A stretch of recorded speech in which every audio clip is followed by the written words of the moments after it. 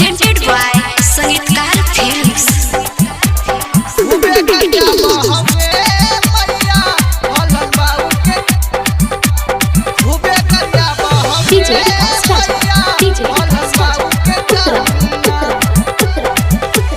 जइबौ नैया अकेले कर खेत में रोपनिया।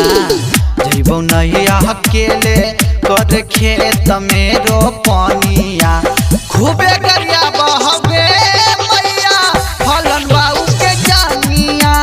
खूबे गरिया बहबे मैया फलन बाबू के जानिया। छला पर बताओ है मकैया वाला कहानिया। उछला पर बताओ है मकैया वाला कहानिया।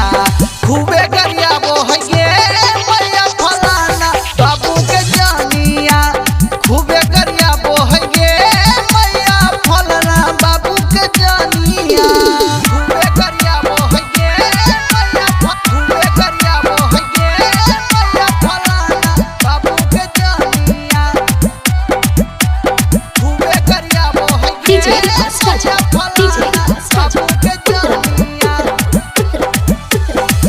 छौड़ा सबके कार देनही जिंदगी बाराबाद गे। काट देबो शादी जहिया तो बर तुहार गे। हे गे मैया ये बोला हो। छौड़ा सबके कार देनही जिंदगी बाराबाद गे। काट देबो शादी जहिया तो बर तुहार गे। सात घाट के कहा कौ पिलही तू पानिया। सात घाट के कहा कौ पिलही तू पानिया। खूबे गरिया बहगे मैया फलन बाबू के जानिया।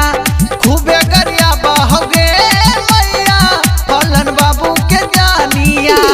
खूबे गरिया बहगे मैया फलन बाबू के। खूबे गरिया बहगे मैया फलन बाबू के। खूबे गरिया बहगे मैया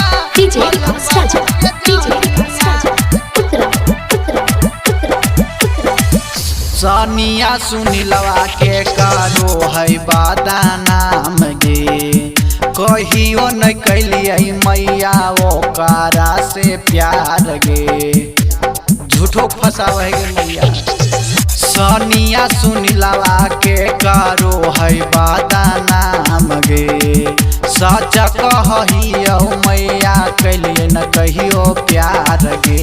सतीश दिलीप करण मारो हक पानिया।